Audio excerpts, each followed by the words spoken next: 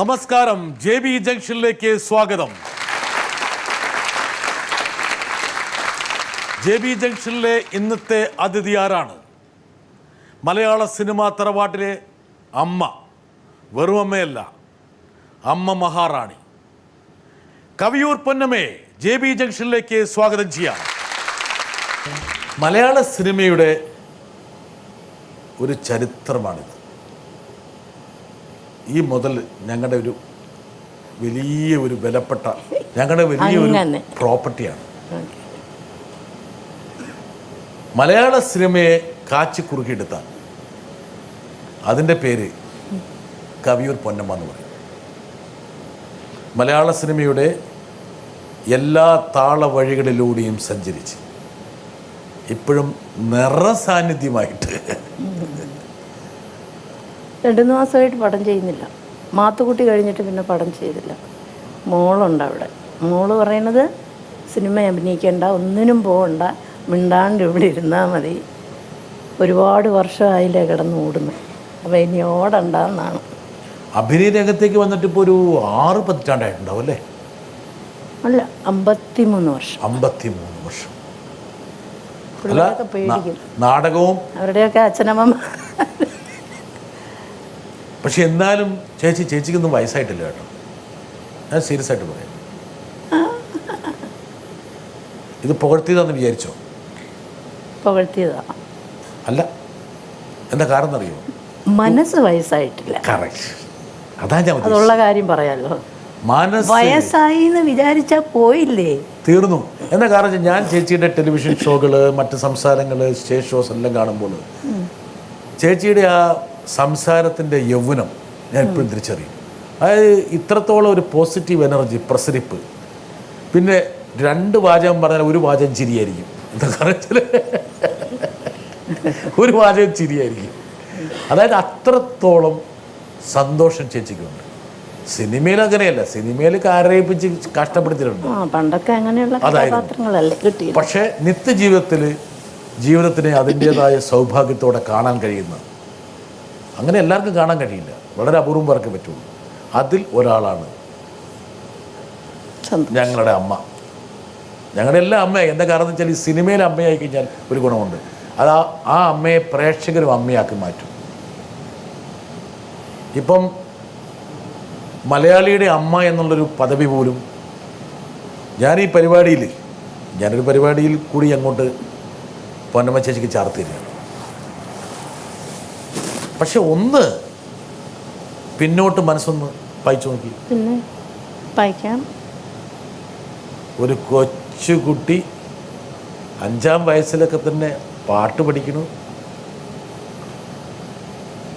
14-ാം വയസ്സിൽ ആകസ്മികമായി തോപ്പിൽ ബാസിയും ദേവരാജ മാഷെല്ലാം വിളിച്ചുകൊണ്ട് അരങ്ങിലേക്ക് കയറ്റുന്നു. അന്ന് കരഞ്ഞു, പേടിച്ചിട്ട് അഭിനയിക്കാൻ പറഞ്ഞാൽ ഞാൻ എന്ത് ചെയ്യും? സുബലക്ഷ്മി ആകാൻ വേണ്ടി കൊതിച്ച ആള് അരങ്ങിലങ്ങോട്ട് അങ്ങ് വിലസി. ഒരു ചോദ്യം, പൊന്നമ്മേൻറ്റി നല്ലൊരു ഗായികയാണെന്ന് ഞങ്ങൾക്കറിയാം. സിനിമയിലും നാടകത്തിലുമൊക്കെ കുറേ പാടിയിട്ടുണ്ട്. ഇപ്പം JB ജംഗ്ഷനിൽ ഞങ്ങൾക്ക് വേണ്ടി ഒരു ഗാനം ആലപിക്കാമോ? എനിക്കൊന്നും പറയാൻ പറ്റില്ല. ജലജ ചോദിച്ചു കഴിഞ്ഞാൽ പിന്നെ ഞാൻ എന്ത് പറയാനാ? ജലജയുടെ ഒരു ആഗ്രഹം, ചുമ്മാ ഒരു വരി, ഒറ്റ വരി മൂളിയാൽ മതി. ഉണ്ണിക്കണ്ണാവായോ,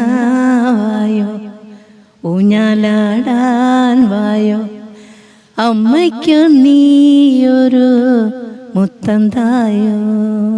മനോഹരമായിരിക്കണം. അത് വേണുചേട്ടൻ അങ്ങ് ചാഞ്ഞു. അതെ, ചുമലിലേക്ക്. ഇത് ഞാൻ പാടിയതാണെന്ന് വിചാരിക്കുന്നവരുണ്ട്. എന്താ കാരണം എന്ന് വെച്ചാൽ, ചേച്ചി പലപ്പോഴും ഈ പാട്ട് പാടാറുണ്ട്. എൻ്റെ ഫാൻസ് എന്ന് പറയുന്ന കൊച്ചു പിള്ളേരാണ്, കുഞ്ഞുങ്ങൾ. അപ്പോൾ എവിടെയെങ്കിലുമൊക്കെ ക്ഷേത്രങ്ങളിൽ അവിടെ ഇവിടെയൊക്കെ പോകുമല്ലോ വിളക്ക് കത്തിക്കാനൊക്കെ. അപ്പോൾ അവർ പറയും ഇത് പാടാൻ. അപ്പം അങ്ങനെയൊക്കെ ഞാൻ പാടാറുണ്ടെന്നല്ലാതെ, ഒന്നാമത് ഒരുപാട് നാളായി ഒന്ന് ഉറച്ച് പാടിയിട്ടോ, പ്രാക്ടീസ് ചെയ്തിട്ടോ. പിന്നെ ഇപ്പോൾ ഇച്ചിരി കഫക്കെട്ടും കാര്യങ്ങളും ഉണ്ട്. അപ്പോൾ അതുകൊണ്ട് ശ്രുതി പാടുക എന്ന് പറഞ്ഞാൽ അതൊരു വലിയ സംഭവമല്ലേ. അത് പാടില്ല.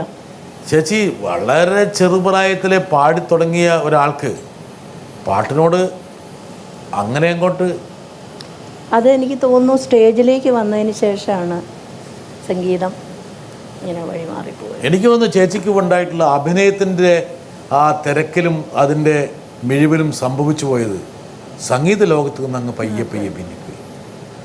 ചെറിയൊരു മനസ്താപം ഉണ്ടല്ലേ? തീർച്ചയായിട്ടും ഉണ്ട്. കാരണം MS സുബ്ബലക്ഷ്മിയെ പോലെ ഞാൻ കച്ചേരിക്ക് പോയിട്ടുണ്ട്. MS സുബ്ബലക്ഷ്മിയെ പോലെ ആ ഒരു സ്വർണ്ണ വിഗ്രഹം പോലെയാണല്ലോ ആ സ്ത്രീ. അതെ. പട്ട് സാരി, തല നിറയെ പൂവ്, വൈരക്കമ്മൽ, വൈര നെക്ലസ് ഒക്കെ തങ്ക വിഗ്രഹം, കോട്ടയം തിരുനക്കര മൈതാനത്ത്. അപ്പോൾ അച്ഛൻ ഇങ്ങനെ സംഗീതപ്രിയനാണ്. അതുമാത്രമല്ല എന്നെ കൊണ്ട് ഇങ്ങനെ ഓരോരോ സ്ഥലത്ത് വലിയ വലിയ ആൾക്കാരുടെ കച്ചേരി കേൾക്കാനായിട്ട് കൊണ്ടുപോകുമായിരുന്നു. അന്ന് മനസ്സിൽ തോന്നിയതാണ് MS സുബ്ബലക്ഷ്മിയെ പോലെ വലിയ ആളാണെന്ന് എനിക്ക്. ഞങ്ങൾക്കൊരു MS സുബ്ബലക്ഷ്മിയെ നഷ്ടപ്പെട്ടു. ദേവരാജൻ മാഷും തോപ്പിൽ ഭാസ്കരനും കൂടി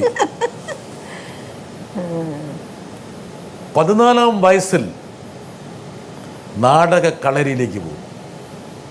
മൂലധനം ഒക്കെ അറിയാമല്ലേ? പിന്നെ പക്ഷെ കരഞ്ഞു, എനിക്കിത് വയ്യെന്ന്. ഭാഷേശൻ അപ്പം പറഞ്ഞത് എന്താണെന്നാണ്, എടി കൊച്ചേ, നീ വിചാരിക്കുന്ന മാതിരി ഇതൊന്നും മഹാസംഭവമൊന്നുമല്ല, ഞാൻ പറയുന്നത് നീ അങ്ങോട്ട് ചെയ്താൽ മതി എന്നാ പറഞ്ഞത്. ആദ്യം കയറി പ്രോംപ്റ്റിങ് വന്നു, ചെയ്ത് കഴിഞ്ഞപ്പോൾ ഇത് ഈസിയാന്ന് മനസ്സിലായി. ഞാനൊരു നല്ലൊരു അഭിനേത്രിയാണെന്നൊന്നും എനിക്കന്ന് തോന്നിയില്ല. രണ്ടാമത്തെ നാടകമായപ്പോഴത്തേന് ഒരു ദിവസം ദേവരാജനെയൊക്കെ ഒന്ന് ഭയങ്കര പേടിയാ കണ്ടാ പറയാം. സിംഹം എടി കൊച്ചേ കൊള്ളായിരുന്നു കേട്ടാ. ഫസ്റ്റ് സ്റ്റേജ് കയറി കഴിഞ്ഞപ്പോൾ എല്ലാവരും പറയുന്നത് പോലെയല്ല, ഞാൻ തിരിച്ചേ പറയുള്ളൂ. എനിക്ക് സിനിമയാണ് ഇഷ്ടം. ഇതൊരു ബാലപാഠം നാടക സ്റ്റേജ് എന്ന് പറയുന്നത്. എനിക്ക് സിനിമയിൽ വന്നതിന് ശേഷമാണ് അഭിനയിക്കണം അല്ലെ അഭിനയിക്കാൻ പഠിക്കണം എന്നൊക്കെ തോന്നിയിട്ടുള്ളത്. ഞാൻ ചേച്ചിക്കുള്ളതെന്ന് വെച്ചാൽ മലയാള സിനിമയിൽ ശോഭിച്ച ഒട്ടുമിക്ക ആൾക്കാരും ഈ പറഞ്ഞ നാടകത്തിൽ നിന്ന് വന്നവരാണ്. നാടകത്തിന്റെ ഒരു ശക്തി അവർ സിനിമയിൽ. അത് ശരിയാണ്. ഞാൻ ഒരു കളരി എന്ന് പറഞ്ഞല്ലോ, ബാലപാഠം ചെറിയ കളരി ആയിരുന്നില്ല. പ്രത്യേകിച്ച് O. മാധവൻ ചേട്ടൻ്റെ ഒക്കെ കാളിദാസ കലാകേന്ദ്രത്തിൽ ഡോക്ടർ അൾത്താര, ജനനി ജന്മഭൂമി അത് കണ്ടിട്ടാണ് ദേവരാജൻ മാസ്റ്റർ പറഞ്ഞത്, കൊള്ളായിരുന്നു കേട്ടോടി വെച്ചെന്ന് പറഞ്ഞത്. അങ്ങനെ പറയുള്ളൂ, കൂടുതലൊന്നും പറയില്ല. ഇല്ല അതൊന്നും പറയില്ല. ഇത്രയും തന്നെ വളരെ പിശുക്കി അല്ലേ? അത് കേട്ടപ്പോൾ ചേച്ചിക്ക് എന്ത് തോന്നി? ഭയങ്കര സന്തോഷം തോന്നി. ഒരു ഗുരുവിനെ പോലെ, ഗുരു ആണല്ലോ. അപ്പോൾ തൻ്റെ ജീവിതം ഇനി അഭിനയത്തിൻ്റെ ലോകത്തേക്കാണെന്ന് എപ്പോഴാണ് പരമ ചേച്ചി തിരിച്ചറിഞ്ഞത്? അന്നൊന്നും എനിക്ക് താല്പര്യം ഉണ്ടായിരുന്നില്ല സത്യം പറഞ്ഞ സിനിമ. എനിക്ക് നാടകവും സംഗീതമായിട്ട് ഇങ്ങനെ പോകണം എന്നുള്ളതായിരുന്നു. പിന്നെ കുടുംബിനി സിനിമ എൻ്റെ ഗുരുനാഥൻ കൂടിയായിരുന്നു, LPR വർമ്മ. അദ്ദേഹമാണ് മ്യൂസിക് ചെയ്തത്. അപ്പോൾ ഇങ്ങനെ അച്ഛനെ വിളിപ്പിച്ച് പറഞ്ഞു, അവൾക്ക് നല്ലൊരു വേഷം വന്നിട്ടുണ്ട്, അത് കളയരുത്, നാടകം എന്നൊക്കെ പറഞ്ഞിട്ട് ആ കൊച്ചിനെ കൊണ്ട് അത് ചെയ്യിക്കണം, നല്ല വേഷമാണ്, ടൈറ്റിൽ റോളാണ് എന്നൊക്കെ പറഞ്ഞിട്ട് അങ്ങനെ മനസ്സോടെ പോയതാണ്. പക്ഷേ അതിനു മുമ്പ് ഞാനൊന്ന് മോഹം കാണിച്ചിട്ടുണ്ട്. ഓ അത് ശരി. ശ്രീരാമ പട്ടാഭിഷേകം. അത് മണ്ടോദരി ആയിട്ടല്ലേ? അതന്നെ, രാവണന്റെ ഭാര്യ. അത് ഈ തങ്കപ്പ മാഷിനെ വിളിച്ചിട്ട് അന്ന് അങ്ങാരി ഞങ്ങളുടെ കാളിദാസ കലാകേന്ദ്രത്തിലുണ്ടായിരുന്നു, സിനിമയും ചെയ്യുന്നുണ്ടായിരുന്നു. അപ്പോൾ സുബ്രഹ്മണ്യ മുതലാളി ചോദിച്ചു പോലും ഇങ്ങനെ, അപ്പോൾ ഇങ്ങനെ കാണാൻ കൊള്ളാവുന്ന കൊച്ചു പിള്ളേർ വല്ലവരും ഉണ്ടോ ഇങ്ങനെ ഒരു വേഷം ചെയ്യാൻ. അങ്ങനെ വെറുതെ പോയതാ, പുള്ളി കാണാൻ വിളിപ്പിച്ചതാ. അപ്പോൾ ആ വേഷമൊക്കെ ഒന്ന് ഇട്ടിട്ട് വന്നാട്ടെ പൊന്നമ്മ എന്ന് പറഞ്ഞു. വേഷം ഇട്ടിട്ട് വന്നു, അത് ഷൂട്ട് ചെയ്തു. ഞാൻ പേടിക്കുമെന്ന് വിചാരിച്ചിട്ട് എന്നോടൊന്നും പറഞ്ഞില്ല. രാവണന്റെ സന്നിധിയിലേക്ക് ചെന്ന് ഇച്ചിരി അപ്പോൾ ഗ്ലിസറിനൊക്കെ അറിയാം സ്റ്റേജിൽ. ഇച്ചിരി ഗ്ലിസറിനൊക്കെ ഇട്ടിട്ട് ഇങ്ങോട്ട് നടന്നു വാ പൊന്നമ്മ എന്ന് പറഞ്ഞു. അങ്ങനെ നടന്നു വന്നാൽ അവർ ഷൂട്ട് ചെയ്തു. അങ്ങനെ മണ്ടോദരിയായി. സിനിമയിലേക്ക് സിനിമയിൽ ആദ്യം അതൊരു വലിയ വേഷമൊന്നും ആയിരുന്നില്ല, ചെറിയ വേഷമായിരുന്നു. എങ്കിലും സിനിമയിൽ കാല് വെച്ചത് ക്യാമറയുടെ മുമ്പിൽ, മൂവി ക്യാമറയുടെ മുമ്പിൽ വന്നത് ഇതില്ല, ശ്രീരാമ. പക്ഷെ അതോട് കൂടിയിട്ട് സിനിമയിലെ ജൈത്രയാത്ര ചേച്ചി ആരംഭിച്ചു. കുടുംബിനി ഭർത്താവ്, ഓടയിൽ നിന്ന്, പ്രേം നസീറിന്റെ നായികയായിരുന്നു. പുഷ്പ അല്ലല്ല, എന്താണ് ആ പടത്തിന്റെ പേര് മറന്നുപോയല്ലോ. അയ്യോ, ഒരു വിജയാനന്ദ് എന്ന് പറഞ്ഞ ഒരാൾ. കൺമണികൾ. കൺമണി, ഇത് ഇവിടുന്ന് കിട്ടിയത് കൺമണികൾ. ചേച്ചിയുടെ ഓർമ്മ പോയാലും എനിക്ക് ഓർമ്മ പോകില്ല കേട്ടാ. എനിക്ക് കുട്ടിക്കാലത്തെയൊക്കെ നല്ല ഓർമ്മയാണ്. പിന്നെ ഇതിനെക്കുറിച്ച് അങ്ങനെ ആലോചിക്കാത്തതുകൊണ്ടായിരിക്കാം ഇടയ്ക്കുള്ള കാര്യങ്ങളൊക്കെ ചിലതിങ്ങനെ. പൊന്നമ്മ ചേച്ചിയുടെ ഒരു അമ്മയുണ്ടെന്നുള്ള കാര്യം സിനിമാ സംവിധായകന്മാർ വളരെ ചെറുപ്പത്തിലെ കണ്ടുപിടിച്ചു. അല്ല, അത് പറഞ്ഞിട്ടുണ്ട് എന്നോട്. അപ്പോൾ ഞാൻ ഈ കരച്ചിൽ ഒന്ന് മാറ്റി കിട്ടാൻ വേണ്ടി ശശികുമാർ സാറിനോട് പറഞ്ഞു, എനിക്ക് എന്തെങ്കിലും ഒന്ന് വെറൈറ്റി ആയിട്ടൊരു വേഷം അതങ്ങ് കയ്യിൽ വെച്ചാൽ മതി, നടക്കത്തില്ല. ഞാൻ ചോദിച്ചു, എന്താണ്? നിങ്ങളിൽ മാതൃത്വമാണ് കൂടുതലും, നിങ്ങളുടെ മുഖം കണ്ടാൽ അങ്ങനെയാ തോന്നുന്നത്. ചേച്ചി ഒരു വില്ലത്തിയായിട്ട് ഞങ്ങൾ സങ്കല്പിക്കാൻ പറ്റും. അഥവാ ഇനി വില്ലത്തരം വല്ല മനസ്സിൽ വന്നാൽ തന്നെയും ഞങ്ങൾ സമ്മതിക്കില്ല. എന്താ കാരണം? ചേച്ചിയുടെ മുഖം അമ്മ, മാതൃത്വം, സ്നേഹം ഉണ്ട്, മനസ്സ് നിറയെ ഉണ്ട്. വരട്ടെ, ഒരാൾ വരാൻ പൊന്നി വളരെ ചെറിയ പ്രായത്തിൽ തന്നെ അമ്മയായിട്ട് അഭിനയിക്കാൻ തുടങ്ങി. അത് ആരുടെ അമ്മ? തിക്കുറിശി, സത്യൻ, നസീർ, മധു, ഇവരെല്ലാം അമ്മയായിട്ട്. അപ്പോൾ നല്ല ഈ കറുത്ത മുടിയിൽ വെളുത്ത ചായം, അന്നൊക്കെ പൗഡറാണ് ഇടുന്നത് തലയിലൊക്കെ, ഒരുമാതിരി ഒരു ചായം പോലെ കലക്കൊക്കെ തലയിൽ തേക്കും, വിഗില്ലല്ലോ. അപ്പോൾ പൊന്നിക്ക് എന്തെങ്കിലും തോന്നിയിട്ടുണ്ടോ, അയ്യോ ഈ ഇങ്ങനെയൊക്കെ ചെയ്യേണ്ടി വന്നല്ലോ, ഈ പ്രായത്തിൽ എനിക്ക് പറ്റിയ ക്യാരക്ടറല്ലല്ലോ തന്നിരിക്കുന്നത് എന്നെന്തെങ്കിലും തോന്നിയിട്ടുണ്ടോ? ഒരിക്കലും ഇല്ല. എനിക്ക് അമ്മ വേഷം ചെയ്യുന്നത് ഞാനതൊരു ക്രെഡിറ്റായിട്ട് എടുത്തു. തൊമ്മൻ്റെ മക്കൾ 19 വയസ്സിൽ അല്ലല്ല, 22 വയസ്സുണ്ടാവും. സത്യൻ്റെയും മധുൻ്റെയും. അതന്നെ. അപ്പോൾ എൻ്റെ അടുത്ത് ശശികുമാർ സാർ പറഞ്ഞു, പൊന്നമ്മച്ചി എന്നാണ് എന്നെ വിളിക്കുന്നത്, പൊന്നമ്മച്ചി അത് ചെയ്യണ്ട. ഞാൻ ചോദിച്ചു, എന്തേ? ഓ, ഇവരുടെ രണ്ടുപേരുടെയും അമ്മയായിട്ട്. ഞാൻ ഒരു കുഴപ്പമില്ല, എനിക്ക് ചെയ്യാൻ താല്പര്യമാണ്. അങ്ങനെ പറഞ്ഞ് ഞാനായിട്ട് ചെയ്തതാണ് തൊമ്മൻ്റെ മക്കൾ. ശരിക്കും പൊന്നമ്മ ചേച്ചിയുടെ അച്ഛനാകാൻ വേണ്ടി പ്രായമുള്ള ആളായിരുന്നു സത്യൻ സാറ്. 15-18 വയസ്സ് കൂടുതലുള്ള ആളായിരുന്നു. എന്നിട്ട് അദ്ദേഹത്തിൻ്റെ അമ്മയായിട്ട്. പക്ഷെ ആ സിനിമ 10-15 വർഷം കഴിഞ്ഞിട്ട് റീമേക്ക് ചെയ്തു. കണ്ടിട്ടില്ല ഈ സിനിമയൊന്നും. കണ്ടിട്ടില്ല? ഇല്ല. JB ജംഗ്ഷനിൽ വരണോ അഭിനയം കാണാൻ വേണ്ടിയിട്ട്. പക്ഷെ മെലിഞ്ച് കുളുന്നതിനുള്ളൊരു അമ്മയാണ്. ശബ്ദം മാറിയിട്ടില്ല അല്ലേ? ശബ്ദം മാറിയിട്ടില്ല. പക്ഷെ മുഖത്തിന്റെ ആ ഭാവത്തിനൊന്നും വലിയ മാറ്റമില്ല. ഇല്ല. കുറച്ച് തടി വെച്ചൊന്നുമില്ലേ ഉള്ളൂ, വലിയ തടിയൊന്നുമില്ല കേട്ടോ. ആരപ്പുറ തടിയുണ്ടെന്ന്. ഇപ്പം ഞാൻ കോയമ്പത്തൂർ പോയി ഒരു ചെറിയ ഒഴിച്ചിലൊക്കെ നടത്തിയിട്ട് വന്നത്. അതാണ് അപ്പം സൗന്ദര്യം കൂടിയത് പെട്ടെന്ന്. 84 കിലോയിൽ നിന്ന് 80 കിലോ ആയി. 4 കിലോ കുറഞ്ഞു, ഞാൻ അറിയാതെ. ഇത് മെയിൻറ്റെയിൻ ചെയ്താൽ ഒരു 60-ലേക്ക് എത്തും. 69 ആയിട്ടുണ്ട്. 69-ലേക്ക് വരട്ടെ. എന്തിനാത് പിന്നെ ഇനിയും വേണ്ടാന്ന് വെക്കുന്നത്? ചേച്ചി വിചാരിച്ച് നടക്കാത്ത കാര്യമൊന്നുമില്ല. ഇതൊക്കെയാലും നല്ല നിശ്ചയദാർഢ്യമുള്ള. ഞാൻ ഒരുപാട് ഭക്ഷണമൊന്നും കഴിക്കുന്ന ആളല്ല, വളരെ മിതമായിട്ട് വരട്ടെ ഒരാൾ. അമ്മ എന്ന് പറഞ്ഞാൽ മലയാള സിനിമാക്കാർ നമ്മൾ പൊന്നമ്മയുടെ മുഖമേ മനസ്സിൽ വരുള്ളൂ. ആരമുള്ള പൊന്നമ്മ അമ്മയായിരുന്നു, സുകുമാരിയമ്മ അമ്മയായിരുന്നു, KPS അമ്മയാണ്. അനവധി നടികൾ അമ്മമാരെ അഭിനയിച്ചിട്ടുണ്ട്. പക്ഷെ എന്നാലും കാരണം സത്യൻ്റെ അമ്മയുടെ അഭിനയിച്ചിട്ടുണ്ട്, പ്രേംനസീറിൻ്റെ അമ്മയുടെ അഭിനയിച്ചിട്ടുണ്ട്, മധുവിൻ്റെ അമ്മയുടെ അഭിനയിച്ചിട്ടുണ്ട്, അടുത്ത തലമുറയിൽപ്പെട്ടവരുടെ അമ്മയായിട്ട് അഭിനയിച്ചിട്ടുണ്ട്. അങ്ങനെ ഈ മാതൃത്വത്തിൻ്റെ ഒരു പ്രതീകമായിട്ട് മലയാള സിനിമയിൽ നിൽക്കുന്ന ഒരു വലിയ നടിയാണ് പൊന്നമ്മ. നന്മയുടെ പ്രതീകമായ അമ്മയാണ് ഹബീബ പൊന്നമ്മ. സത്യം പറയാമല്ലോ, മുഖസ്തുതിയല്ല. ഹബീബ പൊന്നമ്മയും വളരെ നന്മയുടെ ഒരു പ്രതീകം തന്നെയാണ്. വളരെ നല്ല സ്ത്രീയാണ്, എല്ലാവരെയും സഹായിക്കാൻ മനസ്സുള്ളവരാണ്.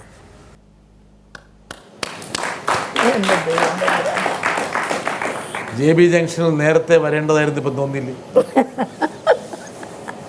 ഇത്രയും ഞാൻ നല്ല എല്ലാവരോടും അങ്ങനെ തന്നെയാണ് പറഞ്ഞത്. പക്ഷേ ഇത് പൊതുജനത്തോടാണ് അദ്ദേഹം പറഞ്ഞിരിക്കുന്നത്. ഇത് ചേച്ചിയോട് മാത്രമല്ല പറഞ്ഞത്, എന്നോട് മാത്രമല്ല പറഞ്ഞത്, ലക്ഷക്കണക്കിന് പ്രേക്ഷകരോടാണ് തമ്പി സാറ് പറഞ്ഞിരിക്കുന്നത്. ഞാൻ ആലുവയിലൊരു ഈ തെരുവിൽ അലഞ്ഞു നടക്കുന്ന കുഞ്ഞുങ്ങളെ സംരക്ഷിക്കുന്ന ഒരു ജനസേവാ ശിശുഭവൻ. അപ്പോൾ അങ്ങാര് ജോസ് മാവേലി അങ്ങാര് 4-5 കുട്ടികളെ വെച്ച് തുടങ്ങിയതാണ്. അപ്പോൾ 100-400 കുഞ്ഞുങ്ങളുണ്ട്. അവിടെ 2-3 പേര് ബാങ്ക് ജോലിക്കാരാണ്. പുറത്തും നല്ല ജോലി ചെയ്യുന്ന കുട്ടികളുണ്ട്. പിന്നെ അഭിനയത്തിലും ഇതിലും എല്ലാം വളരെ സമർത്ഥരായ കുഞ്ഞുങ്ങൾ ഒരുപാട് പേരുണ്ട്. അപ്പോൾ ഞാനൊക്കെ ചെന്ന് കഴിഞ്ഞാൽ ആ കുഞ്ഞുങ്ങൾ കാണിക്കുന്ന ഒരു സ്നേഹമുണ്ടല്ലോ, പറഞ്ഞറിയിക്കാൻ നോക്കില്ല, അത്രയ്ക്കിഷ്ടമാണ്. അവരെ സംബന്ധിച്ചിടത്തോളം ഒരു അമ്മയങ്ങ് ചെന്ന പ്രതീതിയാണ്. ഭയങ്കര ഇതാണ്. പൊതുവേ എനിക്ക് എന്താണെന്നറിയില്ല, എനിക്ക് കുഞ്ഞുങ്ങളെ ഭയങ്കര ഇഷ്ടം. കുഞ്ഞുങ്ങളാണ് എൻ്റെ കൂട്ടുകാർ. അതുകൊണ്ടാണ് മനസ്സ് വയസ്സാവാത്തത്. അപ്പോൾ മനസ്സ് വയസ്സായിരിക്കാൻ വേണ്ടി കുട്ടികളെ കൂട്ടുപിടിച്ചിരിക്കും. അയ്യയ്യേ, അങ്ങനെയല്ല. കൊച്ചു കുട്ടികളുണ്ടെങ്കിൽ കൊച്ചു കുഞ്ഞുങ്ങൾ എനിക്ക് മനസ്സ് നിറയും. മനസ്സ് നിറയും. അതാണ് അമ്മ. അതുകൊണ്ടാണ് തമ്പി സാറ് പറഞ്ഞത്, ഇത് വെറും സിനിമയിലെ അമ്മയല്ല, അല്ല അല്ല, ഒരിക്കലും അല്ല, യഥാർത്ഥ ജീവിതത്തിലെ അമ്മയാണ് പൊന്നമ്മ ചേച്ചി. ഞാനിങ്ങനെ കാറിൽ പോകുമ്പോൾ ഫ്രണ്ടിൽ സ്കൂൾ ബസ്സൊക്കെ ഇങ്ങനെ പോകുന്നതെന്ന് വെച്ചോ, ഏതെങ്കിലും ഒരുത്തൻ കണ്ടാൽ മതി, പിന്നെ എല്ലാം കൂടെ എണ്ണീട്ടിരുന്ന് കൈ കാണിക്കുക എടുക്കുകയൊക്കെ. പക്ഷെ ഇടയ്ക്കൊന്ന് ചെറിയ നെഗറ്റീവ് ടച്ചൊക്കെ ഉള്ള സിനിമ ചെയ്തിട്ടുണ്ട്. പോപ്പോള് ചെയ്ത് അതിനകത്ത് മോള് പിഴച്ചു പ്രസവിക്കുന്ന ഒരു മോനുണ്ടല്ലോ, അപ്പം അതിനോട് എന്തോ ഇങ്ങനെ കഞ്ഞിയുടെ തട്ട് ഇങ്ങനെ മാറ്റി വെച്ച് വേണമെങ്കിൽ നക്കി കുടിക്കുന്നോ അങ്ങനെ എന്തോ ഒരു ഡയലോഗ് പറയുന്നുണ്ട്. പൊന്നമ്മ ചേച്ചിയുടെ അന്ന് മൊബൈലൊന്നും ഇല്ലല്ലോ, പൊന്നമ്മ ചേച്ചിയുടെ വായിന്ന് ഞങ്ങൾക്കിത് കേൾക്കാൻ പറ്റില്ല. അതാണ് ഒരുപാട് കത്തുകൾ. വൈവിധ്യമാർന്ന മുഹൂർത്തങ്ങൾ പ്രദാനം ചെയ്യാൻ വേണ്ടി കഴിവുണ്ടായിരുന്നൊരു നടിയെ ഈ മാതൃത്വം അല്ല. പക്ഷേ എനിക്കിപ്പോൾ അത് വേണ്ടാന്ന് തന്നെയാണ് എൻ്റെ മനസ്സിൽ. ഇതിൽ അല്പം ഒരു നെഗറ്റീവ് ഉണ്ടായിരുന്നു, അല്പമല്ല, ഒരിക്കലും ചെയ്യാൻ പാടില്ലാത്ത കാര്യമല്ലേ. ഒരിക്കലും ചെയ്യാൻ പാടില്ലാത്ത കാര്യം. പിന്നെ തീർച്ചയായിട്ടും സ്വന്തം ഭർത്താവിനെ ചതിക്കുക എന്ന് പറഞ്ഞാൽ. പക്ഷെ മലയാള സിനിമയുടെ ചരിത്രത്തിൽ ഇടം നേടിയൊരു സിനിമയാണ്. അതെ, ഇങ്ങനെയൊരു സിനിമ ഇനി മലയാള സിനിമയിൽ ആർക്കും എടുക്കാൻ പറ്റില്ല. ഇത്രയും ധീരമായിട്ടുള്ള ഒരു അതാണ് എം ടി വാസുദേവൻ നായർ. എനിക്ക് തോന്നുന്നു ആ കാലഘട്ടമായതുകൊണ്ടാണ് എം ടി ധൈര്യപ്പെട്ടത്. ഇന്ന് എം ടി ഇങ്ങനൊരു സിനിമ എഴുതാൻ ധൈര്യപ്പെടില്ല. ശരി, ഇങ്ങനൊരു സിനിമ എടുത്താൽ വേണം തിയേറ്റർ കത്തിക്കും. നമ്മുടെ സമൂഹം അങ്ങോട്ട് പിന്നോട്ടാണ് പോയത്, മുമ്പോട്ടല്ല പോയത്. പൊന്നമ്മ ചേച്ചി പഴയ ഒരു സർഗാത്മകത, പുരോഗമന ഭാവമൊന്നും ഇന്ന് പ്രേക്ഷകരിലില്ല. മനുഷ്യൻ വീണ്ടും വാൻഡറാകാൻ വേണ്ടിയിട്ടുള്ള പരിണാമത്തിലേക്ക് പോയിക്കൊണ്ടിരിക്കുക. ഒരു കലാകാരൻ്റെ ബോൾഡ് ഇനിഷ്യേറ്റീവ്സിനെ ഒന്നും സപ്പോർട്ട് ചെയ്യില്ല. ദാസേട്ടനെ കുറിച്ച് പറഞ്ഞ പോലെ ചിലർക്കൊന്നും അങ്ങനെ മാറാൻ ഒക്കില്ല. ഞാനൊക്കെ എന്താ പറയുക, ഇച്ചിരി വേഷഭൂഷാദികളൊക്കെ ഉണ്ടെന്നല്ലാണ്ട് എൻ്റെ മനസ്സിപ്പോഴും എന്താ പറയുക, നാട്ടുംപുറത്തുകാരിയുടെ മനസ്സ് തന്നെയാണ് എനിക്ക്. നാട്ടുംപുറത്തുകാരിയാണ്. ഞാൻ 10 വയസ്സ് വരയ്ക്കും വളർന്നതും ഞാൻ പറഞ്ഞു പൊൻകുന്നം എന്ന് പറയുന്ന സ്ഥലത്താണ്. അപ്പോൾ 6.5 ഏക്കർ സ്ഥലത്ത് അതിൻ്റെ നടുക്കൊരു വീട്, ഇലക്ട്രിസിറ്റി ഒന്നും ഇല്ല. അത് കവിയൂരിൽ നിന്ന് അങ്ങോട്ടാണ് മാറിയത്. എന്തോ ചെറിയ കുടുംബ പ്രശ്നം, അച്ഛനുമായിട്ട് എന്തോ പ്രശ്നം അങ്ങോട്ട് മാറി അവിടെയാണ് വളർന്നത്. അപ്പം ഞാൻ ഈ സ്കൂളിൽ പോയിട്ടിങ്ങനെ നടവഴി ഉണ്ടാവുമല്ലോ, അപ്പോൾ അതിലെ നടന്നു വരുമ്പോൾ പോലെ ഈ ചേരയൊക്കെ കിടക്കും ചിലപ്പോൾ ക്രോസായിട്ട്. അത് പോകുന്നവരെ ഞാനവിടെ നോക്കി നിൽക്കും, പാമ്പിനെ നോക്കി നിൽക്കും. അത് പോകാണ്ട് ഒരു കല്ലെടുത്തെറിയോ ഒന്നും ചെയ്യില്ല. ആരെയും ദ്രോഹിച്ചിട്ടില്ല, ഉറുമ്പിനെ പോലും. പക്ഷെ ഒരുപാട് പേര് ചേച്ചിയെ ദ്രോഹിച്ചു, അങ്ങനെ ഒരുപാട് മനസ്സുകൊണ്ട് വിഷമിപ്പിച്ചിട്ടുണ്ട്. അതുണ്ട്, പക്ഷെ അവരോട് ദേഷ്യമൊന്നുമില്ല. എന്തിനാ നമ്മൾ ജനിക്കുന്നു, എന്തായാലും മരിക്കുമെന്നല്ല ആരും ചിന്തിക്കുന്നില്ല. മരിക്കുമെന്നുള്ളതൊരു സത്യമാണല്ലോ. പക്ഷെ ആരെങ്കിലും അതിനെക്കുറിച്ച് ചിന്തിക്കുന്നുണ്ടോ? അന്ന് ചേച്ചിയുടെ ഒരു കുടുംബ സാഹചര്യം എന്ന് പറഞ്ഞാൽ അച്ഛൻ നല്ലൊരു കലാകാരൻ, അല്ലെങ്കിൽ ഒരു സർഗാത്മകതയുള്ള ആള്, പുരോഗമന രാഷ്ട്രീയം പോലും ഉണ്ടായിരുന്നു അദ്ദേഹത്തിന്. കുറച്ച് ഒരു അല്പം ഇടത് രാഷ്ട്രീയം ഉണ്ടായിരുന്നു. കാണാൻ ഭയങ്കര സുന്ദരനായിരുന്നു. ആ സൗന്ദര്യമാണ് കിട്ടിയിരിക്കുന്നത്. ഏയ് ഞങ്ങൾക്ക് ആർക്കും കിട്ടിയിട്ടില്ല. ഇല്ല. ഏയ് അച്ഛൻ നല്ല വെളുത്ത് തൊട്ടിട്ട് നല്ല ചുരുണ്ട മുടിയും. അച്ഛൻ ഞാൻ ഈ 5 വയസ്സാകുന്നതിന് മുമ്പ് തന്നെ ത്യാഗരാജ ഭാഗവതർ കേട്ടിട്ടുണ്ട്. പഴയ ത്യാഗരാജ ഭാഗവതർ. അങ്ങയുടെ പാട്ടുകളൊക്കെ ഇരുന്ന് ഉറച്ചു പാടും. അപ്പം ഇതൊക്കെ കേട്ടാണ് ഞങ്ങൾ വളർന്നത്. പൊൻകുന്നം കഴിഞ്ഞ ശേഷം പിന്നെ ചങ്ങനാശ്ശേരിക്ക് പോയി LPRന്റെ കൂടെ സംഗീതം പഠിക്കാൻ വേണ്ടി. ചേച്ചിയെ സംഗീതം പഠിപ്പിക്കാൻ വേണ്ടിയായിരിക്കാം ഒരു പക്ഷെ അങ്ങോട്ട് മാറിയത്. അതെ അല്ലേ? ചങ്ങനാശ്ശേരി പക്ഷേ ഇപ്പോഴും എന്തോ ഒരു സാധനം മനസ്സിൽ അവശേഷിപ്പിച്ചിട്ടുണ്ട്. സത്യമായിട്ടും എനിക്ക് ഓർമ്മയില്ല. പറഞ്ഞു. ഞാൻ പറഞ്ഞത് എന്തായാലും സത്യമല്ലേ ഇവിടെ പറയുള്ളൂ. അത്രയേ ഉള്ളൂ. എല്ലാവരും കേട്ടതാണല്ലോ. ചങ്ങനാശ്ശേരിയിൽ നിന്ന് വീട് മാറുകയാണോ? വാടക വീടായിരുന്നു അല്ലേ? അതെ. അരങ്ങേറ്റത്തിനായിട്ട് മാറുന്നതിൻ്റെ തലേദിവസവും അതിന് 2 ദിവസം മുമ്പോ?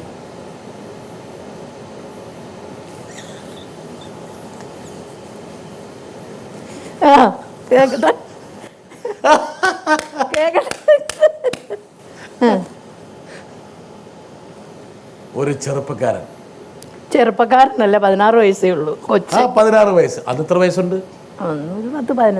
10 വയസ്സ്. 10 വയസ്സുള്ള പൊന്നമ്മയ്ക്ക് ഒരു ഇണപ്രാവുകൾ എന്ന് പറയുന്ന പുസ്തകം കൊണ്ട് ഇണപ്രാവുകൾ എന്നുള്ള പുസ്തകം സമ്മാനിക്കുന്നു. ശരിയാ. പൊതിഞ്ഞാ കൊണ്ട് തന്നത്. അപ്പോൾ അച്ഛനുണ്ടല്ലോ, അച്ഛൻ കൊന്ന് ഓടി അകത്ത് വന്നത്. ഞാനിങ്ങനെ വേഗം മറിച്ച് നോക്കിയപ്പോൾ 4 വരികൾ അണ്ടർലൈൻ ചെയ്തിട്ടുണ്ട്. എന്തൊക്കെയാണ് ആ വരികൾ? ഓർമ്മയില്ല, സത്യമായിട്ട് ഓർമ്മയുണ്ട്. കാണപ്പെടാത്തതാം ആകാശവീതിയിൽ കാണപ്പെടാത്ത ആകാശവീതി. 4 വരികൾ സത്യമായിട്ടും എനിക്ക് ഓർമ്മ വരുന്നു. ആ വരികൾ ഇടയ്ക്ക് ഉപയോഗിക്കാറുണ്ടെന്ന് എനിക്കറിയാം. ഇല്ല, 4 വരികൾ ഓർമ്മയുണ്ട്. അമ്മയാണ് ഇല്ല. ഓക്കെ, ശരി, വിട്ടു. എന്നാലും ഒരു വരി ഓർമ്മയുണ്ടല്ലോ. ആ ചെറുപ്പക്കാരൻ്റെ മുഖം ഓർമ്മയുണ്ട്? അപ്പോൾ ഇല്ലില്ല, ഞാൻ ഓടി ഇത് കണ്ടത്, ഞാൻ ഓടി പുറത്തേക്ക് വന്നപ്പോൾ ആള് പോയി. അപ്പോൾ പിന്നീട് കാണാൻ ഒരു വ്യക്തിയാണ്, ഒരിക്കലും കണ്ടിട്ടില്ല. ഇപ്പോഴും കാണാൻ ആഗ്രഹമുണ്ട്? ഉണ്ടാവില്ല. ഇപ്പം ഉണ്ട്. എന്തിനാ ഇങ്ങനെ വലിയ വളച്ചുകെട്ടി പറഞ്ഞ? ഉണ്ടാകും ചിലപ്പോൾ.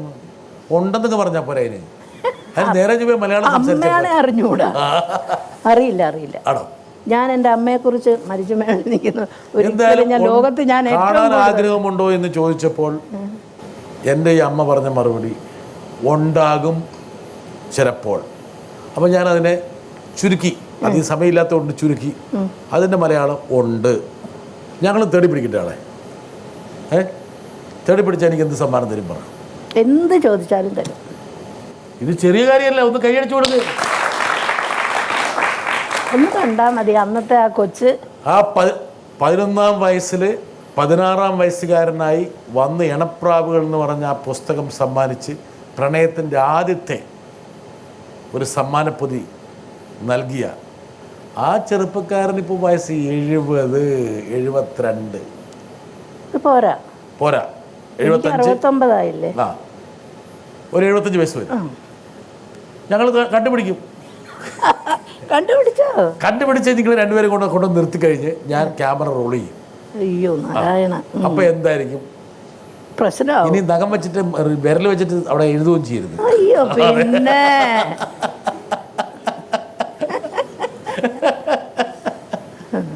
എന്തായാലും അദ്ദേഹം ചങ്ങനാശ്ശേരി ഭാഗത്തുണ്ട്. ഇത് ആ മൂപ്പർ ഇരുന്ന് കാണുന്നുണ്ടെങ്കിൽ എത്രയും പെട്ടെന്ന് ജോൺ ബ്രിട്ടാസിനെ ബന്ധപ്പെട്ട് കഴിഞ്ഞാൽ ഞാൻ ബന്ധപ്പെടുത്തും നിങ്ങളെ. അയ്യോ എൻ്റെ ദൈവമേ. ചേച്ചി, ഇതൊക്കെ ഒരു തമാശയാണ്. എന്താ കാരണം എന്ന് വെച്ചാൽ പ്രായമാകും തോറും നമ്മുടെ ആദ്യകാലങ്ങളിലെ ചെറിയ ചെറിയ മുഹൂർത്തങ്ങൾ വലിയ വലിയ ഓർമ്മകളായിട്ട് മനസ്സിലിങ്ങനെ വന്നുകൊണ്ടിരിക്കും. ഒരു പക്ഷേ അടുത്ത കാലത്ത് സംഭവിച്ചു ഒന്നും വേണമെങ്കിൽ അല്ല ഓർക്കുന്നുണ്ടാവില്ല. ശരിയാണത്, സത്യമാണ്. സത്യമല്ലേ? അപ്പോൾ അതുകൊണ്ടാണ് ഞാൻ പറഞ്ഞത് 11ാം വയസ്സിലെ ആ സാധനം ഇങ്ങനെ നേരത്തെ ചെറിയൊരു ക്രിക്കറ്റ് ബോളായിരുന്നു, പിന്നീട് അത് ഫുട്ബോളായി, പിന്നീട് അത് ബാസ്കറ്റ് ബോളായി. പ്രത്യേകിച്ച് ആദ്യ പ്രണയം, ആദ്യ പാട്ട്, ആദ്യ സിനിമ പറയല്ലേ. അയ്യോ നാണിക്കുന്നുണ്ട് ഇപ്പോൾ. ഓ, ചേച്ചിയുടെ നാടൻ കാണാൻ വേണ്ടി എത്ര കാലമായിട്ട് ഞാൻ കാത്തിരുന്ന. പാടി അഭിനയിച്ചു, ചെറിയ കാര്യമല്ല ചേച്ചി. ഒരുപക്ഷെ 5 പതിറ്റാണ്ട് കാലത്തെ നീണ്ട അഭിനയ സബരിയിൽ ഇതുപോലുള്ള അമൂല്യങ്ങളായിട്ടുള്ള പാട്ടുകൾ, അഭിനയ മുഹൂർത്തങ്ങൾ, തീക്ഷ്ണമായിട്ടുള്ള രംഗങ്ങൾ, സൗഹൃദങ്ങൾ, ഇതൊക്കെയാണ് ചേച്ചിയെ മറ്റുള്ളവരിൽ നിന്ന് വ്യത്യസ്തമാണ്. കണ്ണ് നിറയേണ്ട ഒരു സംഭവം. ഒരു ജീവിത വിജയത്തിൻ്റെ സംതൃപ്തി എന്ന് പറയുന്നത് ഇത്തരത്തിലുള്ള മുത്തുമണികളാണ്. ചേച്ചിക്ക് കോർക്കാൻ വേണ്ടി ഒരുപാട് മുത്തുമണികളുണ്ട്. 1, 2, 3 മാല വേണേ ഉണ്ടാക്കാം, അത്രത്തോളം മുഹൂർത്തങ്ങൾ. ഇതൊക്കെ ചേച്ചിയെ JB ജംഗ്ഷനിൽ കൊണ്ടിരുത്തി ചേച്ചിക്ക് ഒരിക്കലും പുറത്തുനിന്ന് കിട്ടാതിരുന്ന ഈ സൗഭാഗ്യം ഒന്ന് കാട്ടിത്തറന്നൊരു ആഗ്രഹമുണ്ട്. അതുകൊണ്ടാണ് ഇത് കേൾപ്പിച്ചത്. സിനിമയിൽ സജീവമാകുന്നു.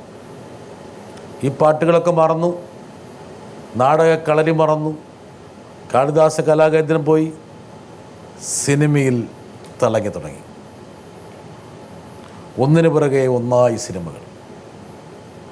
അങ്ങനെ സിനിമാക്കാരിയായി. ഞാൻ സിനിമാക്കാരിയല്ല, അത് അവിടെ തന്നെ ആ ക്യാമറയുടെ മുമ്പിൽ മാത്രമേ ഞാൻ സിനിമാക്കാരിയാവൂ. ആ സമയത്ത് സിനിമാക്കാരി, അത്രയേ ഉള്ളൂ. അത് കഴിഞ്ഞാൽ പിന്നെ കവിയൂർ, തനി നാട്ടുകാരി, പൊൻകുന്നം, കവിയൂര്, ചങ്ങനാശ്ശേരി, തനി നാട്ടുംപുറത്തുകാരിയാണ്. ഇപ്പോഴും അതെ, വീട്ടിലും അതെ, ഇപ്പോഴും വീട്ടിലങ്ങനെ തന്നെയാണ്. ശശികുമാർ സാറിലെ പിന്നെ വില്ലത്തിയാക്കാൻ പറ്റില്ല എന്ന് പറഞ്ഞു. പക്ഷേ പിന്നീട് ചില ആൾക്കാർ, ഞാൻ നേരത്തെ നിർമ്മാല്യം പോലുള്ള സിനിമകൾ കാണിച്ചു, അവിടെയൊക്കെ വില്ലത്തിയായി. പക്ഷേ അതിൻ്റെ മിഴിവിനെക്കുറിച്ചും മികവിനെക്കുറിച്ചൊക്കെ അഭിപ്രായമുള്ള ആൾക്കാരുണ്ട്. ഒരാളെ ഞാൻ കൊണ്ടുവരാം, നോക്കട്ടെ ആരാന്ന്. ചേച്ചി നെഗറ്റീവ് റോൾസ് കൈകാര്യം ചെയ്താൽ അത് പ്രേക്ഷകർ അത്ര താല്പര്യത്തോടെ സ്വീകരിക്കാറില്ല.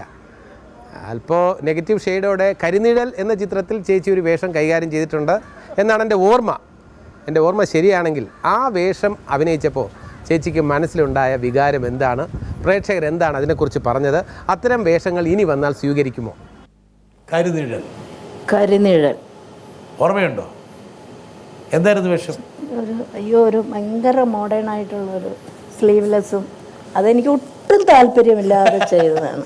സ്ലീവ്ലെസ്, മറ്റേ ഹൈ ഹീൽഡ് ചെരുപ്പ്, പിന്നെ കയ്യിലൊരു വാനിറ്റി ബാഗ് ഉണ്ടായിരുന്നു. ഇങ്ങനെ കറക്കി അല്ലേ? അപ്പോൾ അന്ന് സത്യമാഷ് തന്നെ പറഞ്ഞു, തനിക്ക് ഇഷ്ടമില്ലെങ്കിൽ പിന്നെ താൻ എന്തിനാടോ ഇത് ചെയ്തേ എന്നൊക്കെ ചോദിച്ചു. പുള്ളിയാളെ അങ്ങ് വെട്ടി തുറന്ന് പറയും, ഒന്നും വെക്കില്ല. സെറ്റിൽ എല്ലാവർക്കും ഭയങ്കര പേടിയായിരുന്നു. ഒരു പഴയ വൈറ്റ് ഫിയറ്റ്, അതിൽ വന്ന് നിന്ന് ഡോർ അങ്ങോട്ട് തുറന്ന് ഒരു കാല് താഴത്ത് വെച്ച് നമ്മെ കൈ വെച്ചൊരു നോട്ടമുണ്ട്. പിള്ളേരൊക്കെ പേടിച്ച് അങ്ങോട്ടും ഇങ്ങോട്ടും. പക്ഷേ ഭയങ്കര സ്നേഹവും നന്മയുള്ള മനുഷ്യനായിരുന്നു. പക്ഷെ പുള്ളിയൊന്നും പുറത്തേക്ക് കാണിക്കാൻ അറിയില്ല. സ്നേഹം പുറത്തേക്ക് അറിയില്ല. കാണുന്നവർക്കും തോന്നും, ഇയാളൊരു മുരടനാണല്ലോ. പുള്ളി ഒരു പോലീസുകാരായിരുന്നു. അപ്പോൾ അതിൻ്റെ എല്ലാ സ്വഭാവവും പുറത്തെടുത്ത് കാണിച്ചു. പക്ഷെ ഉള്ളില് പട്ടുപുറത്ത് മനുഷ്യനായിരുന്നു, പാവമായിരുന്നു. നല്ല സത്യമാഷ് പറഞ്ഞു, എന്തിനാണ് പൊന്നമ്മ ഈ പണിക്ക് പോയത്?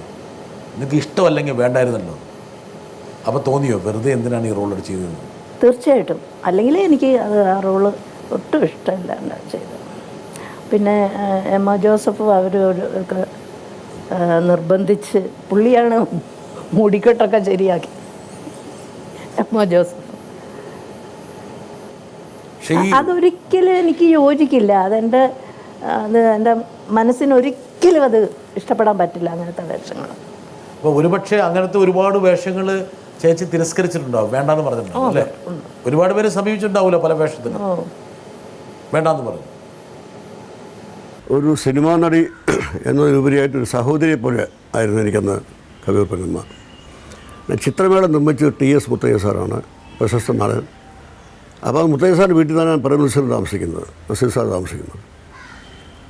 അപ്പോൾ അവിടെ ചിത്രമേളയുടെ ഡിസ്കഷൻ നടക്കുമ്പോൾ ഈ മണിസ്വാമി എന്ന MK വെങ്കടാദ്രി, അതായത് കവിയൂർ പൊന്നമ്മയുടെ ഭർത്താവ്, മുത്തയ്യ സാറിൻ്റെ ഒരു അടുത്ത സുഹൃത്തായിട്ട് എപ്പോഴും ഡിസ്കഷനിൽ കൂടെ ഇരിക്കുമായിരുന്നു. അങ്ങനെ ഞങ്ങൾ സുഹൃത്തുക്കളായി. അങ്ങനെ ആ സൗഹൃദത്തിലൂടെ ഞാൻ മണിസ്വാമിയും പൊന്നമ്മയും താമസിക്കുന്ന വീട്ടിൽ പതിവായി പോകാറുണ്ടായിരുന്നു. ഞാനും പൊന്നമ്മയും തമ്മിലുള്ള ബന്ധം അനുസ്യൂതം തുടർന്നു വന്നു. എൻ്റെ പല പടങ്ങളിലും പൊന്നമ്മ അഭിനയിച്ചു. ഞാൻ നിർമ്മിച്ച പടങ്ങളിലും സംവിധാനം ചെയ്ത പടങ്ങളിലും. പഴയ കാലത്തെക്കുറിച്ച് തമ്പിസാറ് നല്ല ഓർമ്മയാണ്. ഒരു സഹോദരിയായിട്ട് തമ്പിസാറ് പൊന്നമ്മ ചേച്ചി തീർച്ചയായിട്ടും എന്നോട് വലിയ കാര്യമായിരുന്നു. ഇതൊക്കെ ഇവിടെ നിന്ന് കിട്ടി? ഇതാരാന്നറിയോ? ഇല്ല.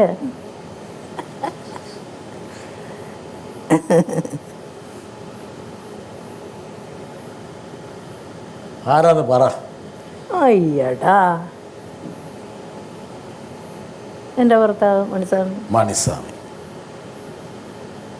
ചേച്ചിക്ക് സമ്മിശ്രമായിട്ടുള്ള ഒരുപാട് വികാരങ്ങൾ സമ്മാനിച്ചിട്ടുള്ള ആളാണ് ഞാൻ. ചേച്ചിയുടെ ഇപ്പോഴത്തെ ഒരു ഗുണമെന്ന് വെച്ചാൽ ചേച്ചിക്ക് എന്തും പറയാൻ പറ്റുന്ന ഒരു സ്ഥാനവും പദവിയുണ്ട്. അതായത് ഞങ്ങൾ രണ്ടുപേരും രണ്ട് ധ്രുവങ്ങൾ. ഞാൻ എത്രത്തോളം സോഫ്റ്റാണോ അത്രത്തോളം ദേഷ്യക്കാരനായിരുന്നു.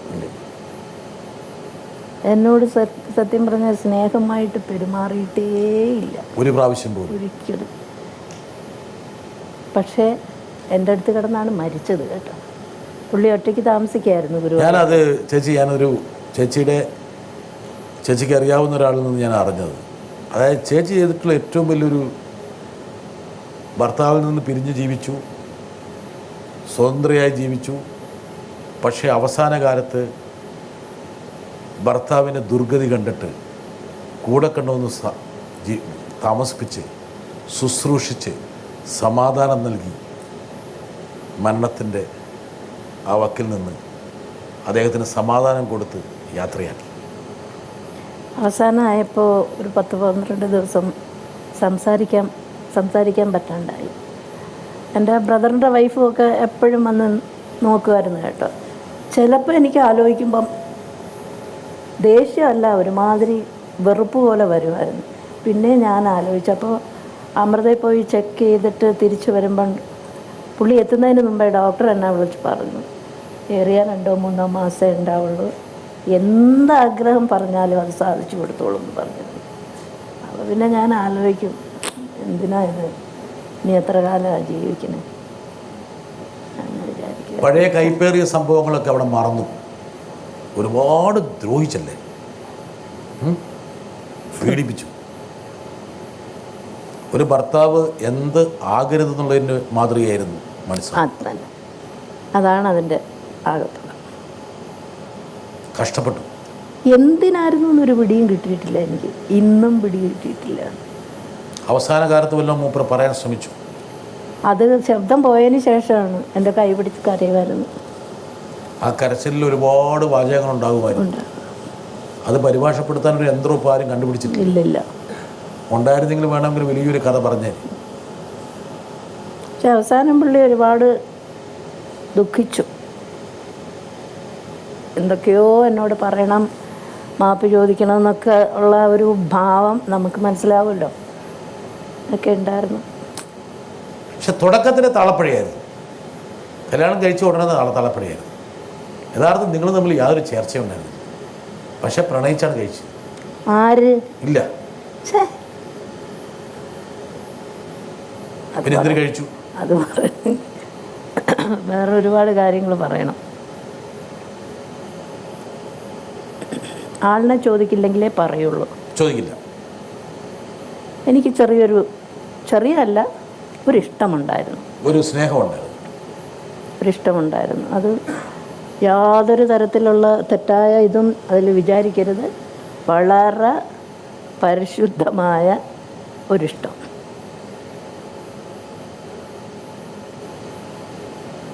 കല്യാണം കഴിച്ചേനെ, പക്ഷേ എന്നോട് മതം മാറണമെന്ന് പറഞ്ഞു. അപ്പോൾ എനിക്ക് താഴെ പെൺകുട്ടികളൊക്കെ ഉണ്ട്, അവിടെ ആൺകുട്ടികൾ മാത്രമേ ഉള്ളൂ.